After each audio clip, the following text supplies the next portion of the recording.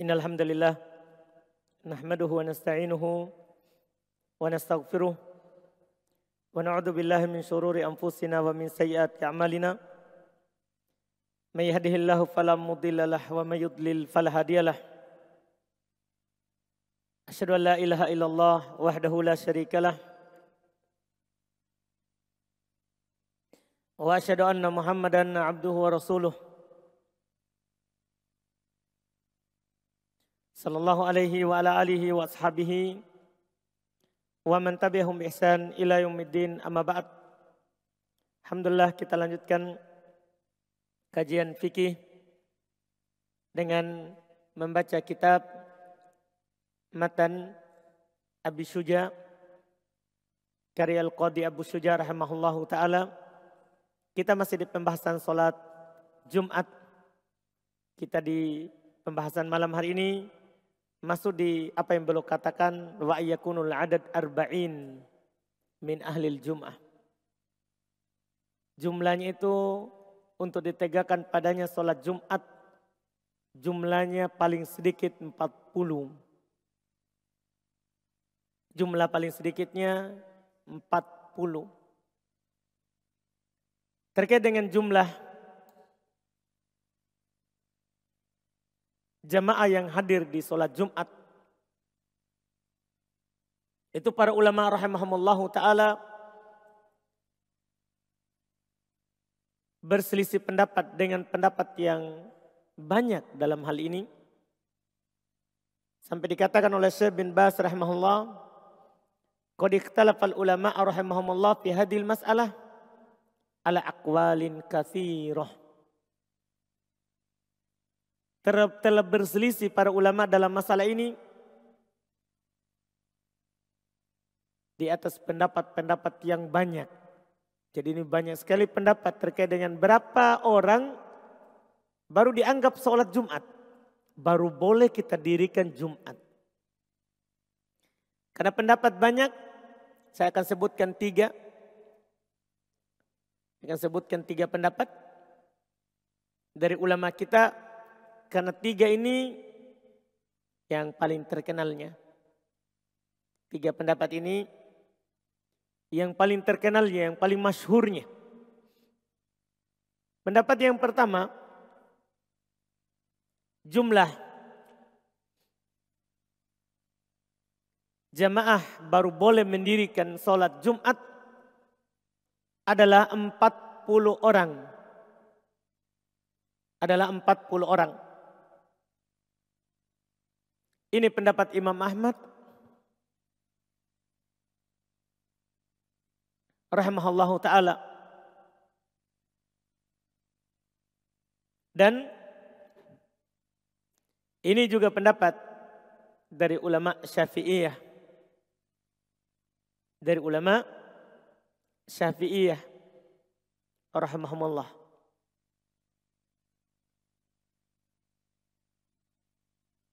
Mereka berdalil dengan beberapa dalil. Di antaranya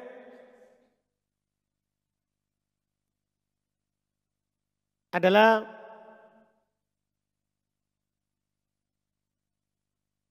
hadits katanya yang diriwayatkan oleh Al-Imam Al-Baihaqi dari Jabir bin Abdullah radhiyallahu ta'ala anhu. Beliau berkata, madotis sunnah anna fi kulli arba'ina fama fauqaha jum'ah. Telah lewat sunnah bahwasannya untuk setiap dari 40 orang itu sudah bisa mendirikan Jumat.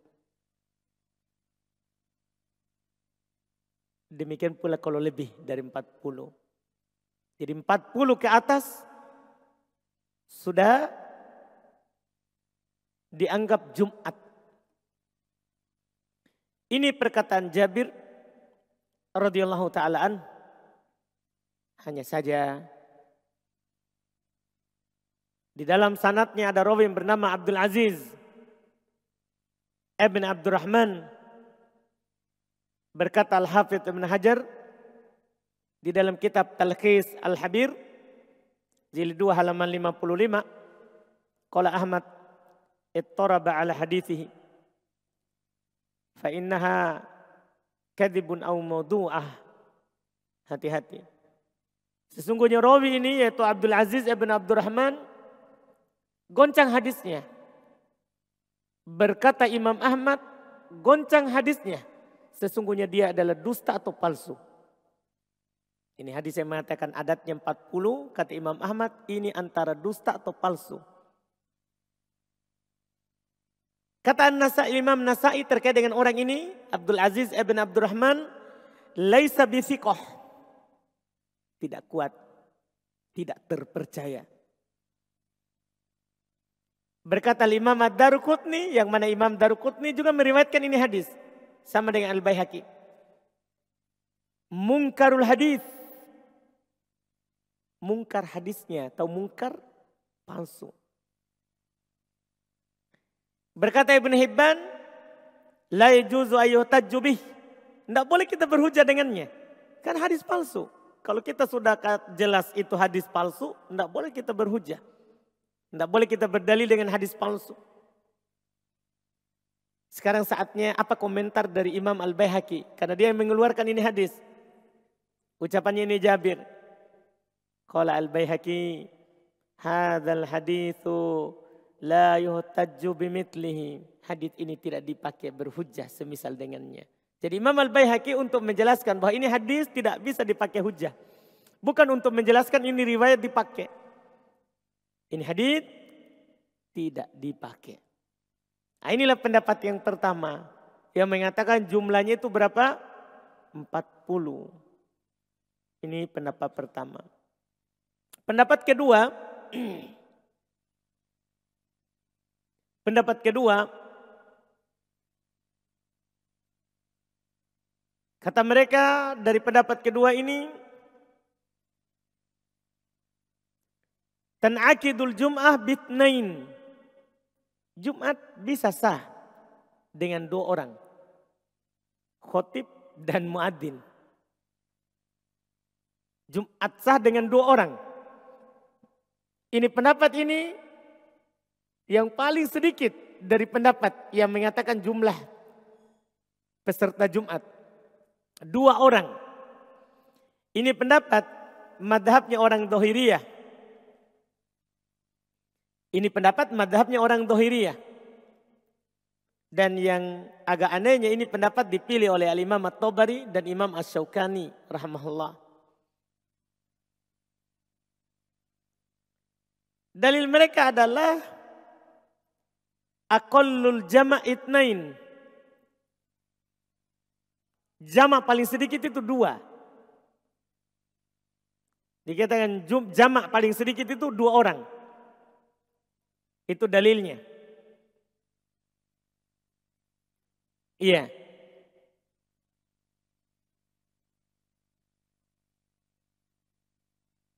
Dan mereka juga berdalil dengan dikiaskan dengan sholat berjamaah. Kan sholat berjamaah kan kapan kita sholat 2 orang, 1 makmum, 1 imam, dianggap berjamaah. Kan begitu. Sama juga dengan Jumat. Sama juga dengan Jumat. Ini pendapat. Dan pendapat ini yang dibesarkan oleh orang-orang Dhahiriyah. Orang-orang Dhahiriyah. Ini pendapat. Iya, besarkan oleh orang Dhahiriyah. Seperti Ibnu Hazm. Beliau kuatkan dan tolong pendapat ini di dalam kitab beliau Al-Muhalla. Rahimahullah. Ini pendapat kedua. Dan dalilnya itu tadi. Karena sama dengan sholat berjamaah. Terus dia katakan juga paling sedikit dianggap jama' itu adalah 2.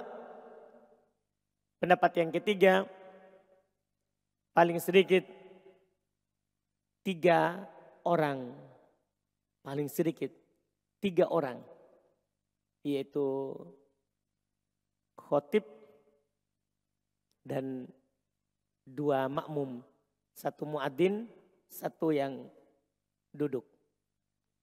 3. Ini paling sedikit. Ini pendapat satu riwayat dari Imam Ahmad. Ini juga adalah merupakan pendapat sekelompok dari kalangan salaf. Ya. Seperti Al-Imam As-Sawri, juga disebutkan oleh Ibnu Qudamah, ini pendapat dari Al-Auza'i. Mereka sebutkan, dan ini juga pendapat dari Abu Yusuf dari kalangan Hanafiyah. Dari kalangan Hanafiyah. Mereka berdalil dengan ayat Al-Quran. Allah Subhanahu wa taala berfirman dalam surat Al-Jumu'ah, Ya ayyuhalladzina amanu idza nudiya lis-salati min yaumil jum'ati fas'au ila dzikrillah. Wahai orang-orang yang beriman, apabila kalian dipanggil untuk Jumat, untuk sholat pada hari Jumat, maka bersegeralah. Fas'au, pakai kata jamak, bersegeralah kalian kepada panggilan Allah Subhanahu wa taala. Dan paling sedikit dikatakan banyak itu kalau 3. Kalau 2 belum dikatakan banyak. Paling sedikit itu 3. Demikian pula lebih jelas lagi, mereka berdalil dengan hadis riwayat Imam Abu Daud, An-Nasa'i, dan Imam Ahmad, disahihkan sanadnya oleh Syekh Al-Albani di dalam Sunan Abu Daud dari Abu Darda radhiyallahu taala anhu. Kata Nabi, "Ma min salasatin fi qaryatin la tuqamu fihi mushallah illa istahwada alaihimus syaitan." Tidak ada 3 orang di dalam satu kampung tidak tegak pada mereka solat kecuali istahwada alaihimus syaitan. Syaitan akan berkuasa atas mereka. Nabi bilang 3 orang. Ada angka 3 orang tidak menegakkan solat termasuk padanya Jumat. Jadi sebutkan 3. Ini kata Nabi. Ini menunjukkan angka paling sedikit dari yang disebutkan oleh Nabi adalah 3. Juga dalam hadits Abu Sa'id Al-Khudri, riwayat Imam Muslim, Nabi SAW bersabda, "Idza kanu salasatan," jika mereka 3 orang, "falya ummahum ahaduhum," hendaklah salah seorang dari mereka mengimami mereka. Jika mereka 3 orang, hendaklah salah seorang dari mereka mengimaminya mereka. Wa haqquhum bil imama aqra'uhum, dan yang paling berhak untuk menjadi imam adalah aqra'uhum, adalah orang yang banyak hafalannya dan bagus bacaannya. Ini Nabi bilang 3 orang. Demikian pula dalil-dalil yang lain yang mereka sebutkan. Dari 3 pendapat tadi, maka kita bisa melihat dalilnya. Kalau mengatakan 40, palsu hadisnya. Tidak kuat. Ia mengatakan paling sedikit 2 orang, juga tidak terlalu kuat. Karena hanya berdalil bahwasannya katanya, ya, jamak paling sedikit itu 2. Ini dibantah oleh ucapan Nabi tadi. Nabi kan bilang 3. Makanya pendapat yang kuat adalah pendapat yang mengatakan paling sedikit 3 orang. Ini pendapat dipilih oleh Syekhul Islam Ibnu Taimiyah. Kata Syekhul Islam Ibnu Taimiyah di dalam kitab Al-Ikhtiyarat Al-Fiqhiyah, pilihan fikih dari pendapat dari Imam Ibnu Taimiyah rahimahullah, beliau berkata, "Tan'aqidul jum'ah bisalasatin." Jum'ah itu akan sah kalau ada 3 orang. Wahidun yaktub, Satu khotib, watnan yastami'an, dua mendengar. Jadi satu khotib, dua dibawa mendengar. Ini kata Syekhul Islam Ibnu Taimiyah rahimahullah ya ta'ala. Dan ini pendapat juga yang dipilih oleh Syekh Ibnu Baz. Pendapat yang mengatakan paling sedikit 3. Ini merupakan pendapat Syekh yang dipilih oleh Syekh Ibnu Baz. Kata Syekh Ibnu Baz di dalam kitab Majmu' Fatawa Ibnu Baz, kumpulan fatwa Syekh Ibnu Baz, ya. Beliau berkata wa as-sahul aqwal fi hadhil mas'alah. Pendapat yang paling kuat dari masalah ini qaul man qol, pendapat yang berpendapat tan akidu bisalasah. Dia dianggap sah Jumatnya dengan 3 orang. Ini ucapan Syekh bin Baz. Ini juga pendapat yang dipilih oleh Syekh bin Utsaimin. Di banyak tempat boleh tegaskan itu. Di kitab Syarhul Mumti. Ya. Beliau berkata, beliau komentari dulu pendapatnya Syekhul Islam Ibnu Taimiyah. Beliau berkata, ma dhahaba ilaihi Syekhul Islam asah. Apa yang dipegang oleh Syekhul Islam Ibnu Taimiyah itu lebih sahih. Ia mengatakan paling sedikit berapa tadi? 3. Itulah yang paling sahih. Ini kata Syekh bin Utsaimin. Di tempat lain beliau juga berkata aqrabul aqwal ila shawab. Pendapat yang paling dekat kepada kebenaran dari pendapat-pendapat yang ada terkait dengan jumlah peserta Jumat. Kata beliau aqrabul aqwal ila shawab, pendapat yang paling dekat kepada kebenaran annahatan akidu bisalasatin wa tajibu alaihim. Bahasa Jumat itu terjadi dengan 3 orang, bahkan wajib atas mereka. Kalau di kampung itu hanya ada 3 orang saja, wajib dia tegakkan Jumat. Wajib dia tegakkan apa? Jumat. Inilah pendapat yang paling bagus dalam masalah ini karena memang hujah dan dalilnya lebih kuat.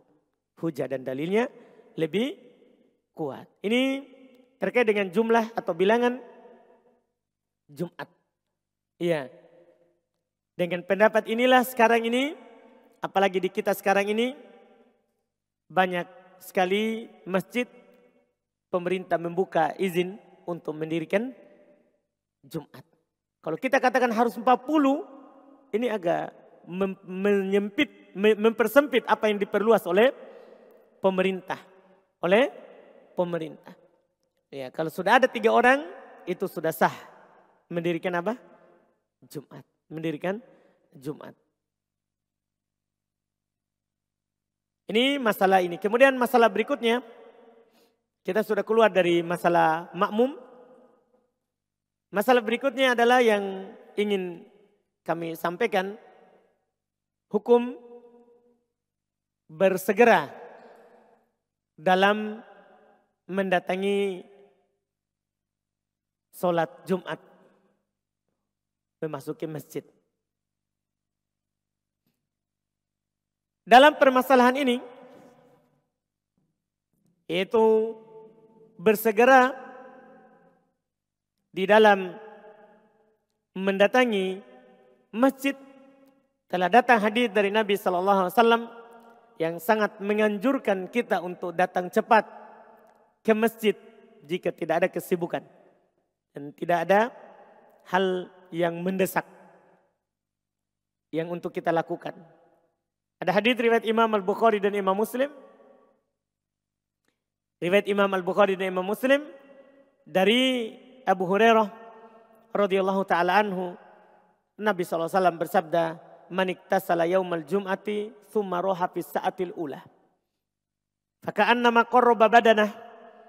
Wa man roha fi sa'ati tsaniyah faka'annama qarraba baqarah. Wa man roha fi sa'ati tsalitsah faka'annama qarraba kabshan akron.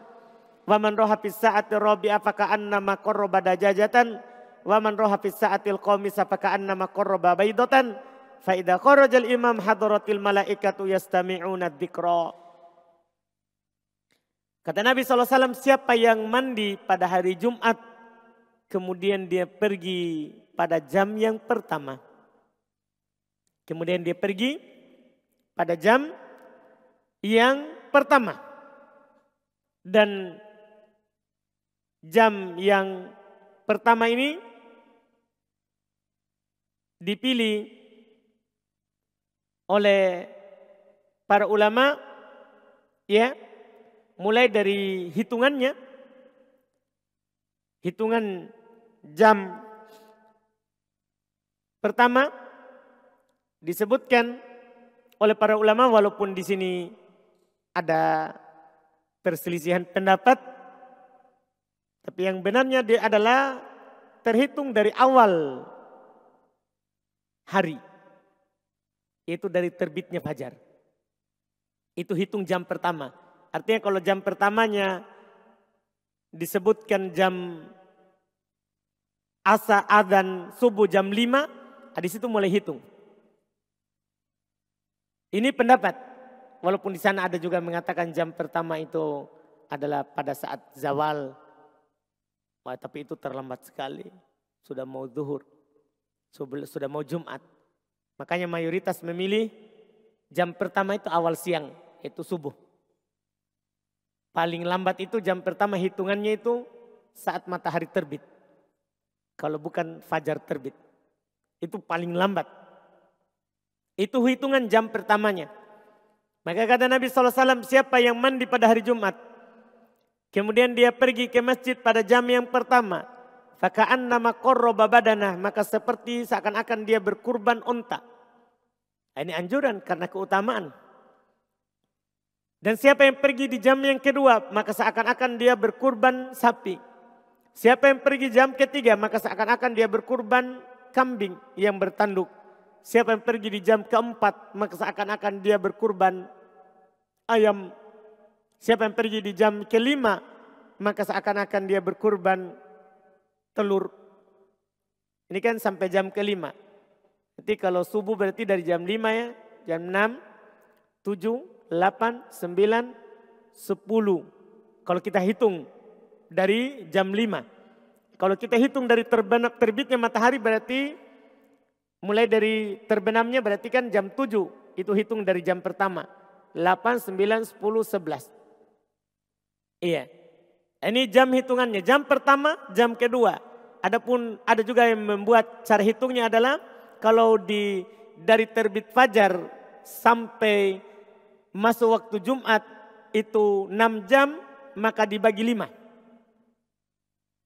Bukan hitungan 1 jam ini. Hitungannya bisa dibagi. Karena rata-rata banyak dalam syariat itu hitungannya bukan per jam, tapi waktunya yang dibagi. Bukan jam yang kita pahami. Iya, seperti disebut sepertiga malam terakhir. Maka tergantung awal malam jam berapa.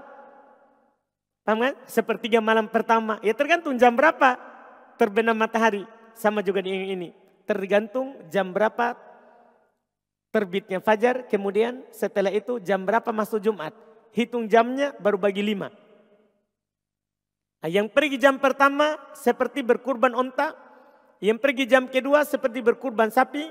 Yang pergi jam ketiga seperti berkurban kambing. Yang pergi jam keempat seperti berkurban ayam. Yang pergi jam kelima seperti berkurban telur. Fa'idah kharaja al-imam. Kalau khotib sudah keluar, hadaratil malaika yastami'un. Maka malaikat akan hadir mendengarkan. Karena malaikat sebelum khotib keluar, maka dia akan berdiri di pintu masjid. Untuk mencatat yang hadir. Untuk mencatat yang hadir. Kalau khotib sudah naik, maka malaikat akan mendengarkan khutbah.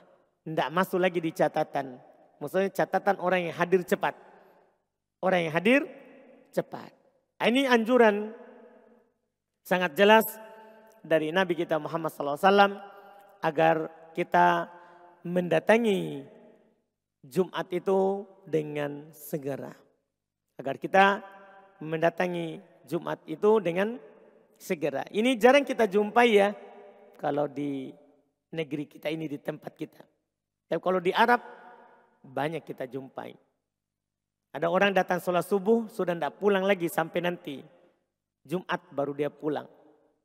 Kalau di sana kita akan lihat orang seperti itu. Dan itu banyak. Mereka datang, sudah mandi memang saat sholat fajar. Mandi sekaligus mandi Jumat. Sholat subuh di masjid, setelah itu dia mengaji sampai nanti datang Jumat. Setelah Jumat baru dia pulang. Untuk mendapatkan keutamaan. Untuk mendapatkan keutamaan. Ini tentunya hal yang dianjurkan. Tapi siapa yang punya kesibukan tentunya itu tidak berdosa. Seperti itu juga terjadi di masa sahabat. Seperti di masa sahabat. Pernah Utsman ibn Affan belum masuk saat Umar sudah di atas mimbar. Saat Umar ibn Khattab sudah di atas mimbar. Khotibnya sudah naik. Khotibnya sudah naik. Dan waktu itu Utsman langsung duduk. Dan Umar bertanya, kamu sudah sholat 2 rakaat? Menanyakan hal tersebut. Yang menjadi poin kita adalah ya bukan hal yang tercela kalau kita tidak bersegera. Cuman kita luput keutamaan. Kita luput keutamaan. Kita dianjurkan ketika Jumat datang, maka kita datang dengan cepat. Kita datang dengan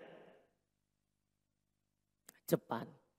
Kemudian pembicaraan kita sekarang setelah membicarakan tadi dianjurkan kita datang cepat, maka sekarang kita akan membicarakan waktu sholat Jumat.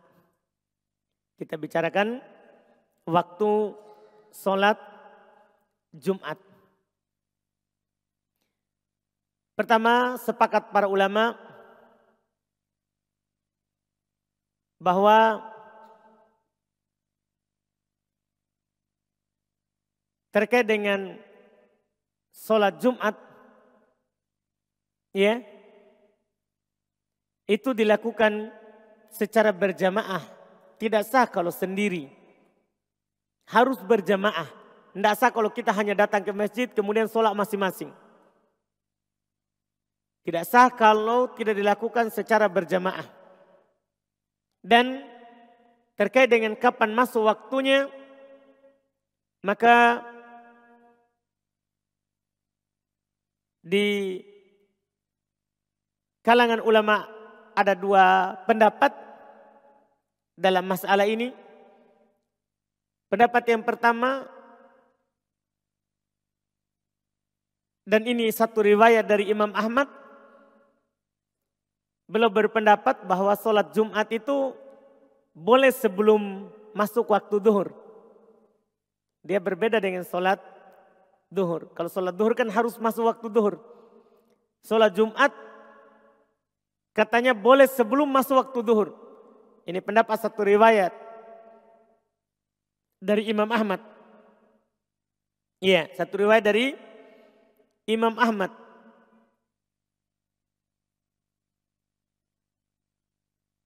Sementara mayoritas ulama berpendapat sholat Jumat itu tidak boleh dilakukan kecuali setelah masuknya waktu zuhur.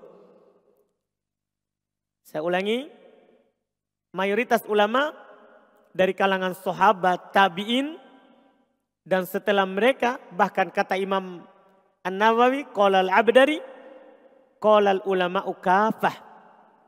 Berkata ulama seluruhnya. La tajuzul jum'ah qabla zawal. Tidak boleh Jumat sebelum matahari tergelincir. Yaitu sebelum waktu zuhur. Nah, ini pendapat ulama seluruhnya. Dan beliau katakan illa Ahmad. Kecuali Imam Ahmad. Imam Ahmad lah dalam satu riwayat berpendapat boleh sebelum zawal. Sebelum zuhur. Sebelum zuhur. Dalilnya bahwa sholat Jumat itu harus masuk waktu zuhur itu sangat banyak sekali. Di antaranya hadits riwayat Imam Al-Bukhari dan Imam Muslim dari Salamah ibn al-Aqwa. Beliau berkata, "Kunna nusolli ma'a Rasulillah sallallahu alaihi wasallam al-Jum'ah thumma nansarifu wa laysa lil hitani dhillun nastadillu bih." Wa fi lafdin, dalam satu lafaz dikatakan kunna nujammi'u ma'a Rasulillah sallallahu alaihi wasallam idza zalatis syams thumma narji'u fanatadabba'ul fai. Kata beliau pertama, kami salat bersama Rasulullah sallallahu alaihi wasallam salat Jumat, kami pulang tembok-tembok belum ada bayangannya. Maksudnya belum ada bayangannya yang bisa menaungi kami pulang jalan. Dalam lafaz dikatakan kami berkumpul bersama Rasulullah untuk melakukan sholat Jumat. Idza zalatis syams, apabila matahari telah tergelincir. Apabila matahari telah tergelincir. Ini sangat jelas. Makanya dari dua pendapat ini tentunya tidak diragukan. Pendapat mayoritas itulah pendapat yang kuat. Itulah pendapat yang kuat. Adapun pendapat Imam Ahmad yang mengatakan boleh sebelum zawal. Iya, boleh sebelum zawal. Itu adalah pendapat tentunya yang tidak kuat, menyelisih mayoritas ulama dan menyelisih dalil yang ada yang kita bacakan tadi. Yang kita bacakan tadi. Sebagai faedah, ini tambahan saja. Kan Imam Ahmad berpendapat, tidak boleh kita sudah lewat pembahasan sebenarnya di pembahasan safar. Imam Ahmad berpendapat tidak boleh jamak qasar antara Jumat sama Asar. Sebabnya karena ini, beliau berpendapat Jumat itu boleh dilakukan sebelum waktu. Sehingga kan tidak boleh kita sholat Asar sebelum waktu zuhur. Ini yang terjadi sehingga beliau berpendapat tidak boleh dijamak Asar ke zuhur. Karena belum masuk waktu zuhur di hari Jumat. Di hari Jumat. Ini sebabnya. Ini adalah di antara sebabnya. Adapun akhir waktunya. Ini kan awal waktu. Awal waktunya seperti itu. Mulai dari masuknya waktu zuhur. Adapun akhir waktunya. Akhir waktunya. Itu akhir dari waktu sholat Jumat. Disebutkan oleh Al-Imam Ibn Rajab Al-Hambali. Kata beliau, wa amma akhir waktil Jum'ah fahuwa akhir waktu zuhur. Adapun akhir dari waktu Jumat, maka itu adalah akhir waktu zuhur. Jadi akan berakhir Jumat kalau waktu zuhur berakhir. Kapan waktu zuhur berakhir? Jika bayangan benda itu sama dengan bendanya. Jadi kalau antum misalnya berdirikan sebuah benda, kalau sama bayangannya ini ukurannya, maka habis waktu zuhur. Habis waktu zuhur. Karena dengan itu masuk waktu asar. Dengan itu masuk waktu asar. Itu akhirnya. Bahkan dinukil oleh Al-Imam Abdul Aziz Ibnul Majishun. Beliau berkata, wattafaku ala annahu mata kharaja waktu dhuhur wa lam yusallil jum'ah faqad fatat wa tusallid dhuhur.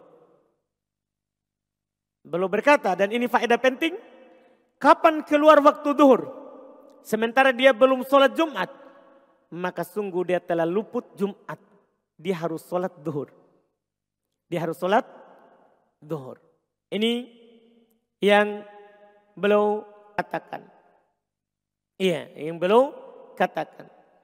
Dan ini juga bercabang darinya bagi orang yang luput Jumat atau tidak hadir Jumat.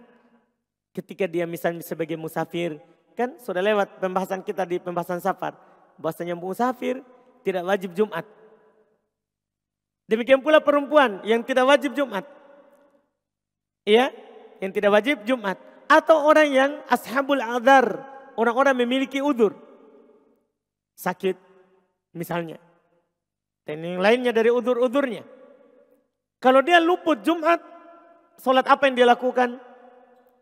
Kalau dia luput Jumat, di sini berkata Imam Ibnu Munzir rahimahullah, ajma' ahlul ilm. ala anna man fatatuhul jum'ah minal mukimin ayu solliya arba'ah. Masya Allah. Sepakat ahli ilm, siapa yang luput Jumat dari orang yang mukim, yang bukan musafir, maka dia sholat 4 rakaat. Sholat apa ini maksudnya? Duhur. Ini juga yang dikatakan oleh Al-Imam Asy-Syarbini rahimahullahu ta'ala. Boleh berkata, la tuqdo idha fatat jum'ah. Li'annahu lam yungkol, bal tuqdo duhron bil ijma'. Tidak perlu dia kodok kalau luput Jumat. Karena tidak dinukil dari Nabi SAW dan para sahabat mereka mengganti Jumat. Bahkan wajib dia kodok duhur.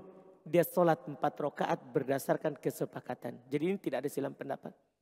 Kalau kita luput Jumat, bahkan luputnya di sini misalnya ya, kita hadir khutbah.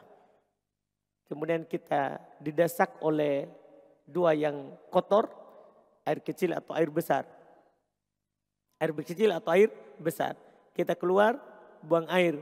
Kita masuk, selesai sholat, sudah salam. Kita sholat Jumat atau sholat duhur? Wajib kita sholat duhur karena luput Jumat. Karena luput Jumat. Ini pembahasan tidak ada silang pendapat. Tidak ada silang pendapat. Iya. Bagaimana kalau dia keluar dan masih dapat sholat? Kan tadi tidak dapat sholat. Dia datang imam sudah salam. Dia datang imam sudah salam. Bagaimana kalau dia ya dapat sholatnya? Dapat sholatnya. Ya, dia dapat sholatnya. Di dalam masalah ini, kalau ada orang pergi, ya, kemudian dia kalau ada orang datang Jumat, kemudian dia hadir khutbah, setelah itu dia pergi berwudu dan kembali, imam belum selesai sholat, maka dia dapat sholat. Karena Nabi SAW bersabda, man adraka raka'atan minas sholat faqad adraka sholah. Siapa yang mendapatkan ruku 1 rakaat dari sholat, maka dia telah mendapatkan sholat. Bahkan 1 sujud dia telah mendapatkan sholat. Ini yang tadi itu yang tidak dapat dia sholat duhur kalau tidak dapat sholat. Kalau tidak dapat sholat. Ini yang disebutkan terakhir untuk Jumat. Masalah terakhir yang ingin kami singgung di sini adalah permasalahan bacaan di hari Jumat. Itu saja yang masalah terakhir. Penulis tidak sebutkan, tapi ini saya sebutkan sebagai faedah saja. Di hari Jumat, subuhnya sunnah kita baca Alif Lam Tanzil As-Sajadah di rakaat pertama dan di rakaat kedua membaca Hal ata 'alal insan hinum minad dahar. Itu surat Al-Insan pada subuh. Pada subuh sunnah membacanya. Kemudian di sholat Jumat, pada sholat Jumat sunnah pada rakaat pertama membaca surat Qaf dan rakaat kedua Al-Qamar. Ini agak panjang dan kalau tidak itu maka sunnah membaca rakaat pertama Sabbihisma rabbikal a'la. Di rakaat kedua sunnah membaca Hal ataka hadithu al-ghasyiyah. Ini sunnah bacaan pada hari Jumat. Dan pada hari Jumat itu disunnahkan, bukan di solat ya, tadi itu di solat. Disunnahkan pada hari Jumat membaca surat Al-Kahfi. Surat Al-Kahfi di selain solat. Walaupun hadisnya diperselisihkan, para ulama mendoifkan hadisnya itu kalau sampai kepada Nabi. Tapi sahih dari Abu Sa'id Al-Khudri. Tentunya ini tidak mungkin beliau katakan dari Israiliyat atau hawa nafsu. Karena masalah pahala. Masalah pahala. Makanya yang beliau katakan itu yang dianjurkan untuk membaca surat Al-Kahfi di hari Jumat. Dengan ini kita sudah selesai membahas hukum seputar Jumat. Berikutnya beliau akan sampaikan kepada kita masalah solat Idain. 2 Id. Ini insya Allah kita ambil di pertemuan akan datang insya Allah ta'ala. Kita adzan. Kita melihat di pertanyaan berikutnya. Jadi ada pertanyaan, benarkah berdakwah selama 3, 7, 40 hari itu sama dengan jadwal taklim yang dikhususkan setiap malam Ahad? Iya. Jadi ini biasanya muncul ketika kita katakan apa tuntunannya? Apa ada tuntunannya kalau kita keluar 3 hari, 7 hari, 40 hari? Tidak ada tuntunan dari Nabi SAW. Iya. Mereka katakan ini sama dengan jadwal hari Ahad, malam Senin, malam Selasa. Ini sama ini. Tidak sama. Tidak sama. Karena sisi tidak samanya itu banyak. Pertama, yang keluar menentukan 3 hari, itu babnya keluar bab dalam bab dakwah dan dia tentukan jumlah harinya. Dia sudah tentukan dan dia meyakini itu sunnah seperti itu. Sementara yang menetapkan harinya itu bab ta'lim, bab mengajar, bukan bab dakwah. Kalau dakwah kan harus ada ala basirah sesuai dengan jalan Nabi SAW. Kalau babnya dakwah, kalau bab ta'lim maka dari hidup sampai mati. Tidak ada waktunya. Tidak ada waktunya. Itu yang pertama, beda bab. Beda bab dakwah sama bab ta'lim. Bab pengajaran. Ya, karena dakwah harus seperti yang Nabi dakwakan. Sementara bab ta'lim, ilmunya dari Nabi SAW, waktunya kita menentukan kapan ada waktunya untuk ta'lim. Ini kalau bisa dipahami. Kalau bisa dipahami. Ini bab yang perbedaan yang pertama yang mengatakan beda.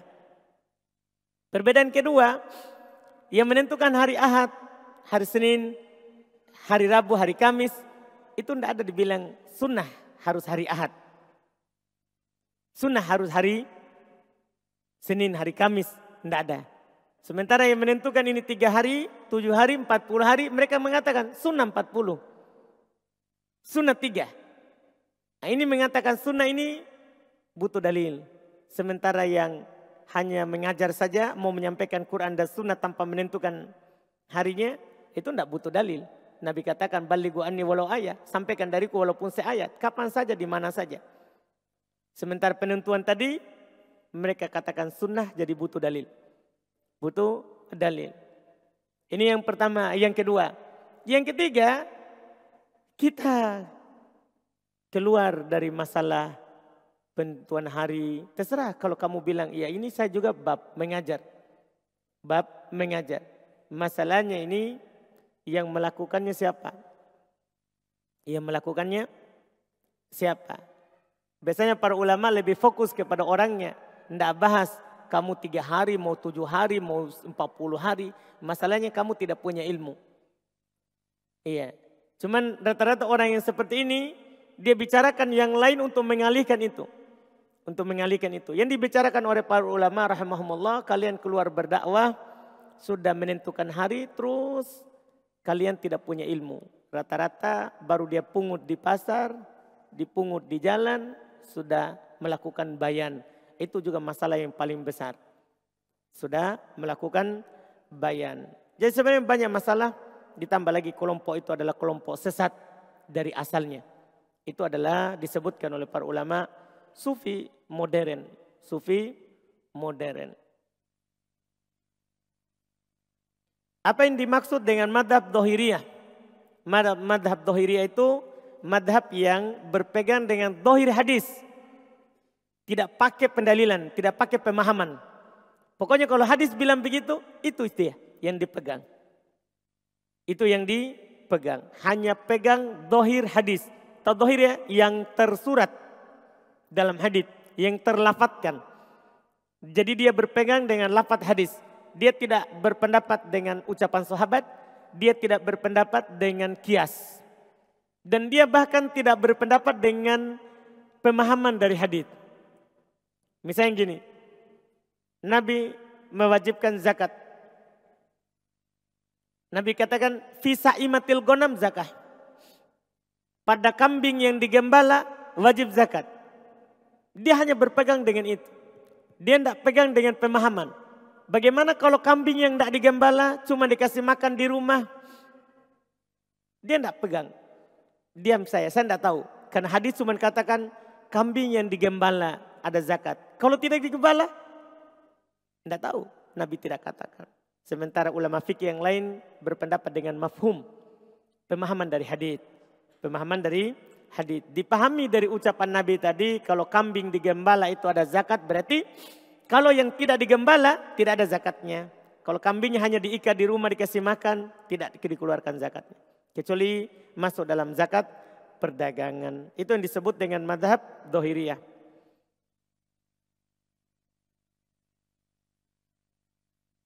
Apabila kita bersafar untuk pulang kampung, apa bisa untuk menjamak dan mengqashar sholat?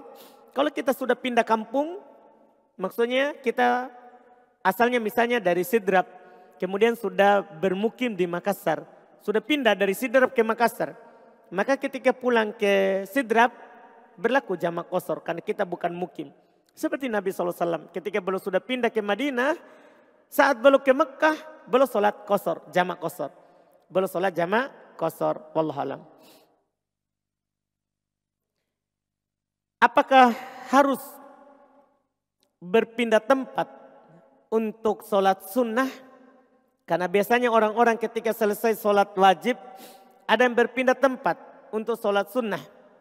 Dan ada juga yang tetap di tempatnya untuk sholat sunnah. Tidak harus, bahkan tidak ada dalil untuk berpindah tempat. Tidak ada dalil untuk berpindah tempat.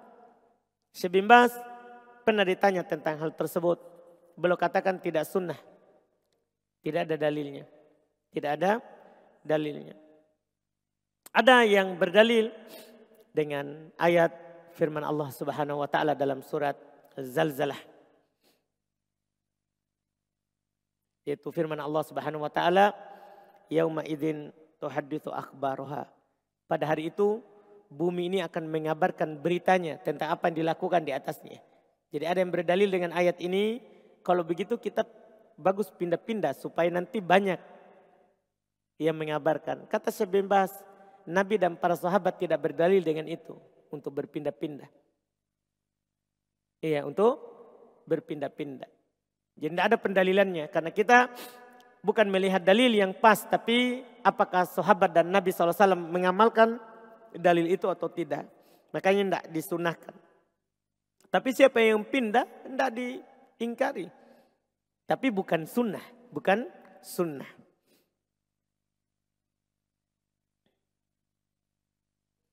Afwan Ustadz, apakah boleh saat khutbah kedua langsung saja menutup khutbah dengan doa? Boleh.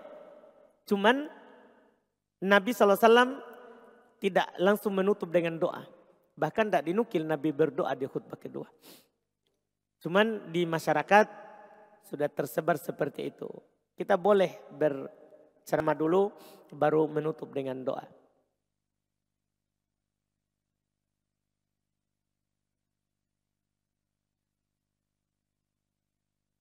Apa bedanya adzan pertama dan adzan kedua pada saat sholat Jumat? Bedanya adzan kedua itu untuk sholat Jumat. Adzan pertama untuk mengingatkan orang kalau waktu Jumat sudah dekat.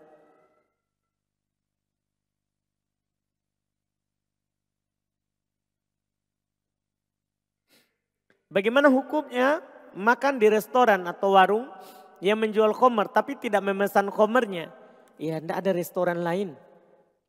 Artinya kita Jangan memasukkan diri di situ. Kan paling sedikit nanti kita menyaksikan kemungkaran orang minum khamar. Ya, walaupun kalau kita tidak pesan khamar ya halal makan yang kita makan.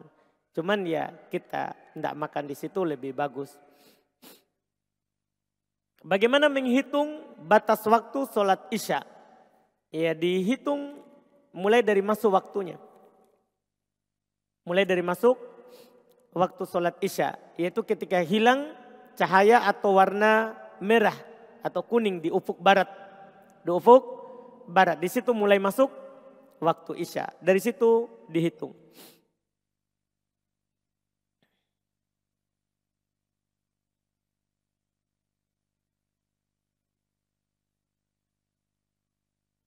Apaan Ustadz? Apa yang dimaksud dengan hadis marfu? Dan bagaimana kedudukannya? Bah, ini istilah mustalah hadis. Hadis marfu itu kalau diucapkan oleh Nabi, itu namanya marfu. Kalau hadis, bukan nahwu. Kalau nahwu marfu artinya tandanya dhammah atau penggantinya dhammah. Ini istilah hadis. Kalau para ulama hadis bilang ini hadis marfu. Maksudnya diucapkan oleh Nabi atau dilakukan oleh Nabi atau dibenarkan oleh Nabi. Itu maksudnya hadis marfu. Iya. Kalau diucapkan oleh sahabat bukan Nabi. Dia tidak sandarkan kepada Nabi. Tapi ucapannya Umar misalnya. Ucapan Abu Bakar. Ucapannya Ali. Ucapannya Utsman. Itu namanya hadis mauquf. Kalau ucapan tabi'in itu namanya mursal. Itu namanya hadis mursal. Itu istilah-istilah terkait dengan ucapan para salaf. Apakah boleh jual beli bunga pala? Untuk apa itu? Bunga pala? Untuk apa bunga pala?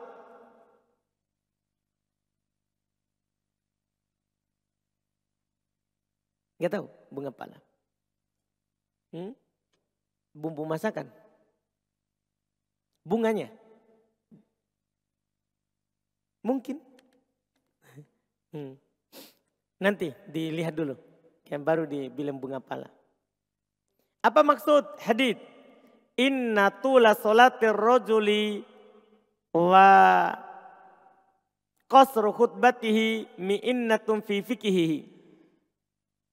Maksudnya jelas sekali. Sesungguhnya panjangnya sholat seorang dan pendeknya khutbahnya itu termasuk kedalaman fikihnya. Karena memang dalam Jumat itu khutbah itu sunnah pendek dan sholatnya panjang. Sholatnya baca surat Qaf atau surat Al-Qamar atau paling sedikit baca surat tadi Al-A'la dan surat Al-Ghasyiyah. Khutbahnya sunnah pendek. Sunnah pendek itu termasuk fikih. Apalagi di tempat-tempat yang pasar, pekerja, sunnah tidak panjang. Supaya orang tidak takbir. Kan banyak kita khutbah di tempat awam, pokoknya sesuai teks yang kita sudah hafal. Enggak, lihat keadaan. Lihat keadaan. Jangan sampai sebentar orang Allahu Akbar. Yang biasanya orang Allahu Akbar. Ya, kita khutbah di tol, banyak pekerja di situ, khutbahnya panjang. Panjang. Nanti orang bisa keluar duluan. Apalagi mereka istirahatnya hanya sedikit untuk makan. Untuk makan. Maka termasuk fikih, seorang itu memperhatikan keadaan. Memperhatikan keadaan saat khutbah. Tidak harus semua yang disiapkan di rumah itu disampaikan. Bisa dipotong. Bisa dipotong.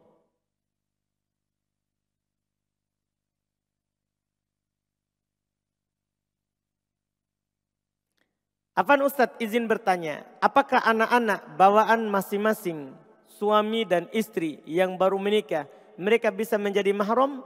Tidak. Anak yang sama-sama dibawa itu tidak menjadi mahram ini sesama anak. Bapaknya mahram, ibunya mahram. Ini anaknya ini seorang ibu, mahram untuk ini seorang bapak ketika dia menikahi ibunya. Sebagaimana sebaliknya juga seperti itu. Anaknya ini bapak, mahram untuk ibu ini. Dengan syarat dia sudah dukhul, sudah masuk, sudah berhubungan bapak dan mamanya. Ini menjadi mahram anaknya. Tapi antara anak dengan anak bukan mahram. Antara anak bawaan itu bukan mahram. Wallahualam.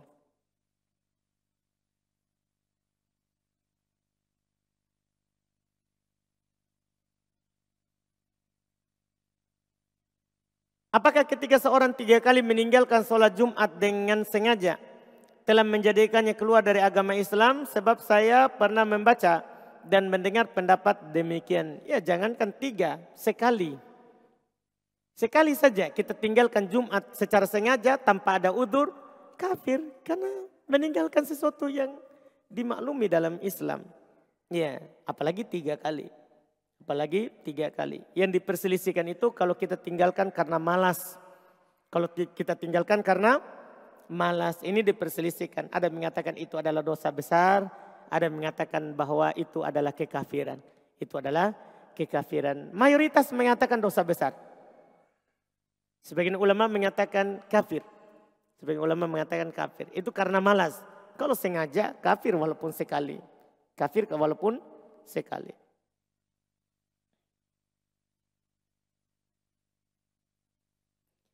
Bagaimana tata cara sujud tilawah di dalam dan di luar solat? Apakah disertai dengan bertakbir dan salam? Dan apakah harus menutup aurat jika di luar solat? Kalau di luar solat tidak ada takbir. Dan tidak perlu suci dari hadat kalau di luar solat. Tidak perlu suci dari hadat. Karena dia sujud karena mendengarkan ayat tilawah atau membaca ayat tilawah. Adapun dalam solat maka para ulama berselisih pendapat apakah ada takbirnya atau tidak. Ya sebagian ulama mengatakan tidak ada takbir. Mayoritas mengatakan ada takbir berdalil dengan dalil umum. Nabi SAW kabbara fi kulli raf'in wa khafdin. Nabi SAW bertakbir setiap naik turun. Setiap naik turun. Jadi tergantung dalam hal tersebut. Dalilnya tidak ada dalil khusus bahwa Nabi kalau tak sujud tilawah baca takbir. Tidak ada dalil khusus. Mereka hanya berdalil dengan dalil umum saja.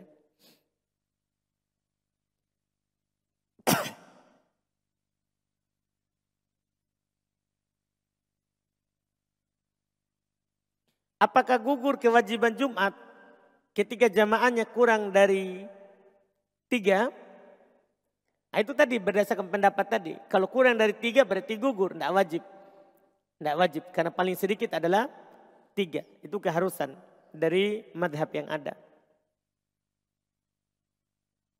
Adakah sunnah berbersih di hari Jumat seperti memotong kuku? Ini sudah kita singgung sebelumnya.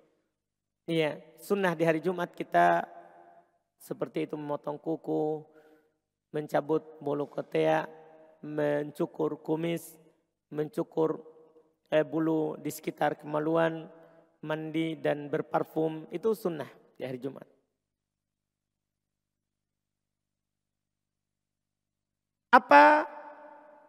Apakah kita menyalahkan seorang yang tidak membaca surah Al-Kahfi di hari Jumat karena menganggap hadisnya lemah? Tidak. Tidak perlu kita mencelanya. Bahkan walaupun dia mengatakan itu hadisnya sahih, tidak boleh kita menyalahkan. Ini kan sunnah, anjuran. Artinya kalau dia tidak lakukan, tidak boleh kita mencela orang yang meninggalkan yang disunnahkan. Ya kan? Ini kecuali dia bilang ini tidak sunnah karena hadisnya lemah. Kita ajarkan, kalau yang kuatnya itu memang maksudnya kita sampaikan. Kita sampaikan, bukan mencela. Beda mencela sama menyampaikan ilmu. Beda mencela sama menyampaikan ilmu.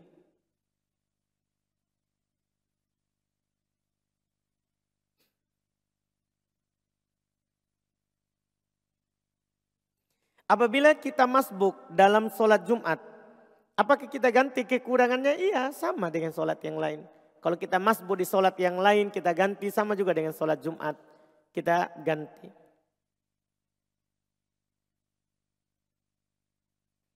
Apakah kita mendapati sholat Jumat, imam sujud rakaat kedua, apakah kita masih mendapati sholat Jumat atau tidak? Dapat. Selama dia belum salam, maka kita dapat Jumat.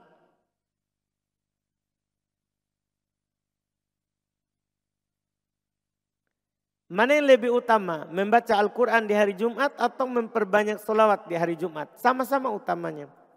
Sama-sama utamanya, sama-sama dianjurkan.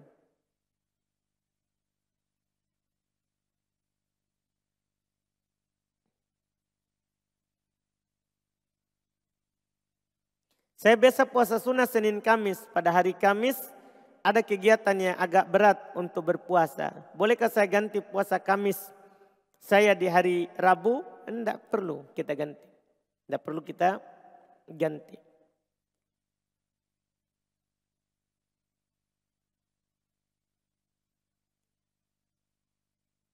Ini pertanyaan terakhir. Akikah pada anak laki-laki dipotongkan 2 ekor kambing. Bagaimana jika perempuan? Bagaimana jika kemampuan orang tuanya hanya 1 ekor kambing?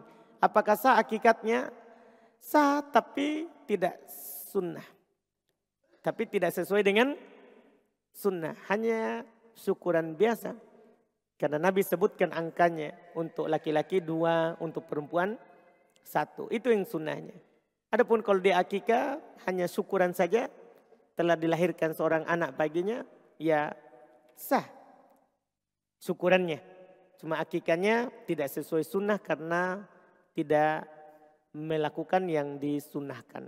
Wallahualam, alhamdulillah kita cukupkan. Subhanakallahumma hamdik. Asyhadu an la ilaha illa anta astaghfiruka wa atubu ilaik. Assalamualaikum warahmatullahi wabarakatuh.